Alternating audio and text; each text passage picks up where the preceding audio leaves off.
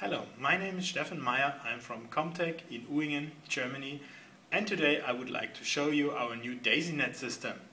Our DaisyNET system is a HD-BaseT based product to transmit signals over the HD-BaseT bus. So what we can see here, the first thing here is my laptop. This is the first source. We have a HDMI cable here. This is the white one, and it goes to our transmitter of the system. The transmitter has several input ports. First one is the HDMI. We have a display port here, and we have a VGA plus analog audio, and at the front here we have additional Ethernet connection. On the right side we have a show me button which we can use to cycle through the inputs, and the green Phoenix connector here can be used to connect the external switch for the show me button. The next one here is the EDID settings, and the RS-232 interface can be used for controlling the device, which of the inputs it will be used, or for updating the firmware and doing other setup things. The box has a HD-BaseT input port on the left side and an output port on the right side, and at the moment we are going over the CAT cable here to the next box, and maybe I can make like this, otherwise my PC will go off. Then we have the next receiver. At the moment it's connected to the Blu-ray player, and we have another one, and this is the second device from the DaisyNET system. It's the receiver of the system.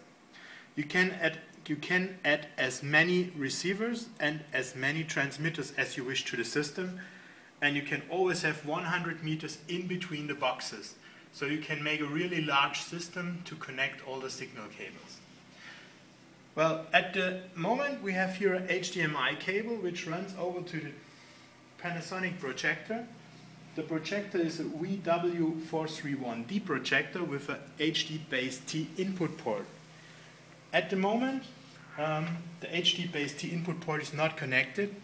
You can also use this port just for Ethernet connection or for HD-BaseT.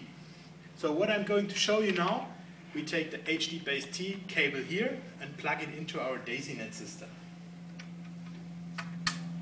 So, next step, we remove the HDMI cable here and see what happens. So the cable is not plugged in, and you can see the projector is now going to cycle through the different input ports. Now it's the video port, S-video, and now to digital link, and what we can see is my laptop. Digital link is a synonym from Panasonic for HD-BaseT port. So at the moment we don't have HDMI connected. We are only running over the HD-BaseT connection. What we now can do, we can not only have the picture here, we can also do some other cool things. I will show you on my laptop here. I have created a small control app which uses PJ-Link. I'm connected with the blue cable to the DaisyNET system and over the HD-BaseT bus to the projector. So when I run this application, it needs a second. Then you can see in the background we have the PJ-Link connection, and now I can use my mouse and use this button to switch between the sources. As you remember, on the HDMI at the moment there is no signal, so when I press this button here, then you can see the projector switches to HDMI, and when I press the HD-BaseT button again, it switches back to the digital link, and we will have my laptop on the screen again.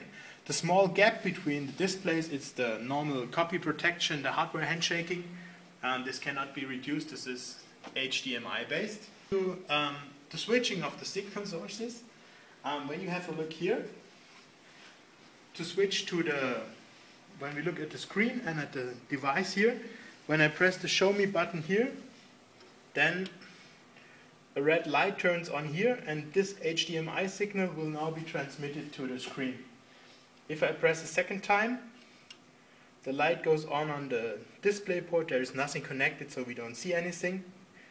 We have the VGA port, and when we press again, it switches back to HDMI. And we have the signal here again. Or we go back to this box here, press the button here, and then we have the laptop on the screen.